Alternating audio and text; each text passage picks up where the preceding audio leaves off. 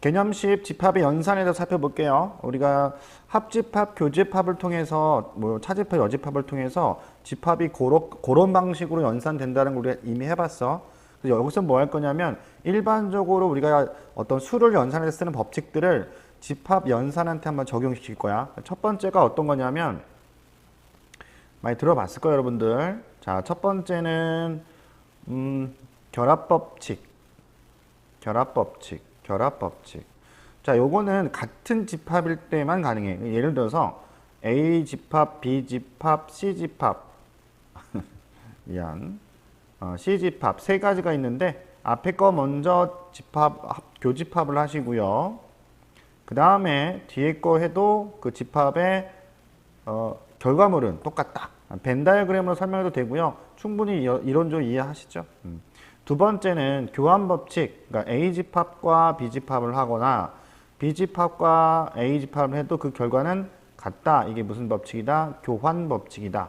물론 합집합도 가능하니 여러분도 합집합은 이렇게 알고 있으시면 됩니다.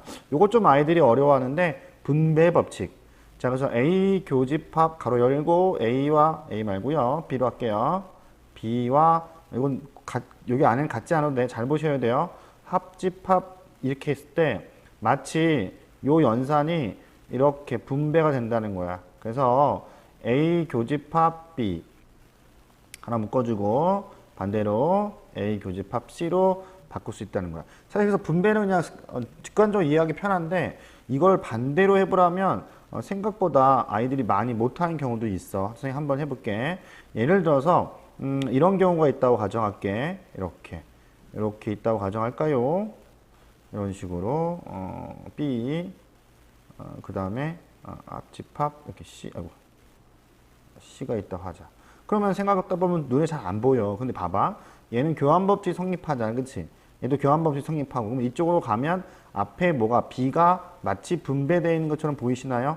그래서 B를 끄집어내시고 이 안에는 A와 C 합집합. 다시 이렇게 분배할 수 있잖아요. 그쵸? 그래서 분배를 좀 여러분들이 좀 알아야 되지만 결국에는 쌤이 계속 강조하는 것 중에 벤 다이어그램에다가 영역 표시하고 그거 가지고 정리하시는 게 훨씬 깔끔하고 좋아. 그러니까 여러분들 물론 연산도서는 계속 얘기하겠지만 그거를 좀 기억해 두세요. 알았죠? 자, 그 다음에 크게 두 번째 가볼게요. 두 번째는 차집합과 그 다음에 교집합의 관계야. 자, 차집합이라고 하는 것은 A만 누구냐라고 하는 게 바로 A-B죠. 어떻게 쓰는지 알았잖아. 얘가 어떤 관계냐면 이렇게 바뀐다는 거야. 이건 우리가 벤 다이어그램을 설명해 볼게요. 자, A라는 집합하고 B라는 집합이 있고요. 그 다음에 이 부분을 어떻게 놓으라 했어? A, B, C라고 놓고 D 놓고 시작을 해보자. 그럼 A에서 B 뺀 부분이니까 결국에는 A만 남고요. 그죠? 자, 이거 한번 해볼게. 이거는 A하고 B가 있고요. 그죠? 그 다음에 이 집합은 이거 여집합이니까 A하고 D만 있네요. 교집합은 A가 남죠. 증명 가능. 됐죠? 차집합을 뭘로? 교집합. 고칠 수 있어야 돼. 반대도 가능해야 돼요. 교집합을 차집합을 고칠 수 있는 경우도 여러분 가능해야 되고요. 여집합과 섞이면서 조금 또 어려워지기도 해. 그래서 세 번째는 여집합도 가봅시다. 자, 여집합은 설명을 좀 했겠지만 그래도 한번 다시.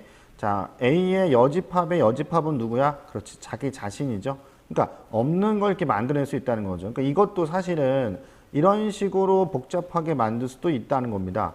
보기 참 불편하게 만들 수 있죠, 이렇게. 근데 어쨌든 얘도 요걸로 설명하시면 금방 찾아낼 수 있으니까 정리할 수 있을 것 같아요. 자, 그 다음에 합집합의 전체 집합의 여집합은 공집합이고요. 공집합의 여집합은 다시 전체 집합이라는 것도 여러분들 기억하시기 바랍니다. 그 다음에 네 번째는요, 드모르 간이라는 법칙을 설명해 드릴 건데요.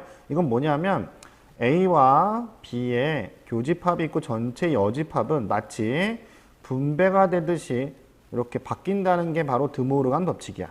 물론 여집합이 없는 애는 여집합으로 이렇게, 합집합은 교집합으로, 교집합은 합집합으로 바뀐다는 얘기야.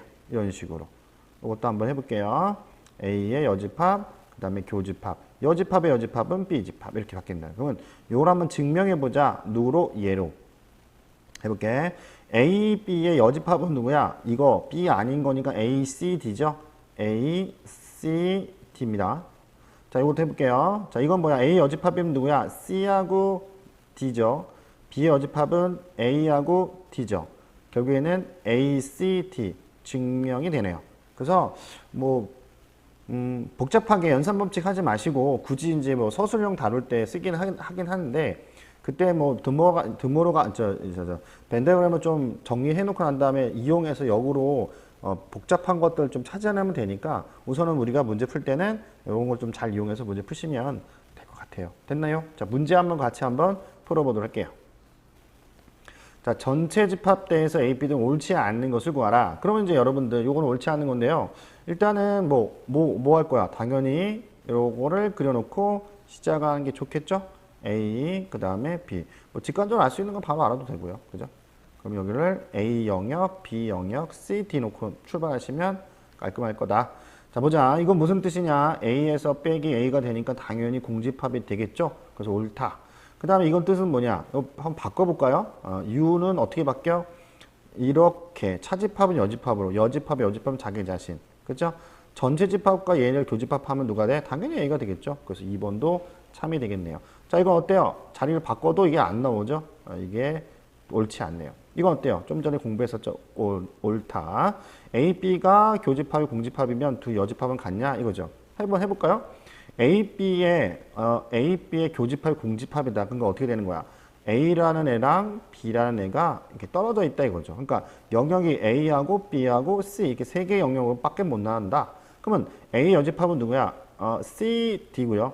B 여집합은 뭐야? B죠? 같지 않죠? 따라서 답은 5번입니다. 그래서 이렇게 벤 다이어그램으로 상상하셔갖고 하시는 게 훨씬 더 연산법칙보다 빠르게 적용할 수 있을 것 같습니다.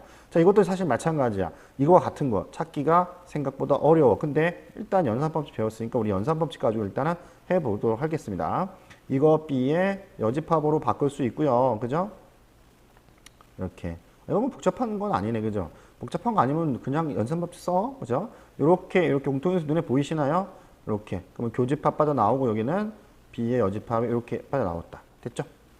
어떻게 하는지 알겠죠? 그럼 이거는 무슨 뜻인지만 여러분들 생각하시면 되죠? 근데 여기서 얘랑 같은 걸 찾아내려면 봅시다. 지금 선생님 잘 한 건지 볼게요.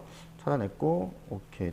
요거랑 어떤 집합을 같은 걸 찾는 게 쉽지가 않네요. 일단은 그러면 여기가 마이너스가 있으니까 드모로강 써봅시다. 미안해요. 드모로강을 차집합으로 바꿔봅시다. 그럼 어떻게 돼? 이거에 여집합을 만든다고 생각하시고요. 여기서 여집합 하나 끄집어낼 거예요. 그럼 B가 되고 교집합 되고 여집합 돼서 이렇게 여집합 끄집어낼 수 있겠죠. 좀 헷갈리나요? 드모로강 쓴 거야. 앞에 거 봐봐 한번. 그러면 요거는 A 빼기 B 교집합 C 여집합이 되겠네요. 됐죠? 혹시 이거랑 같은 게 있나요? 이것도 다시 한번 바꿀까요? A는 B-C에서 오케이 같은 게 있네요. 이렇게 정의할 수 있겠네요. 다음 개념에서 보도록 할게요.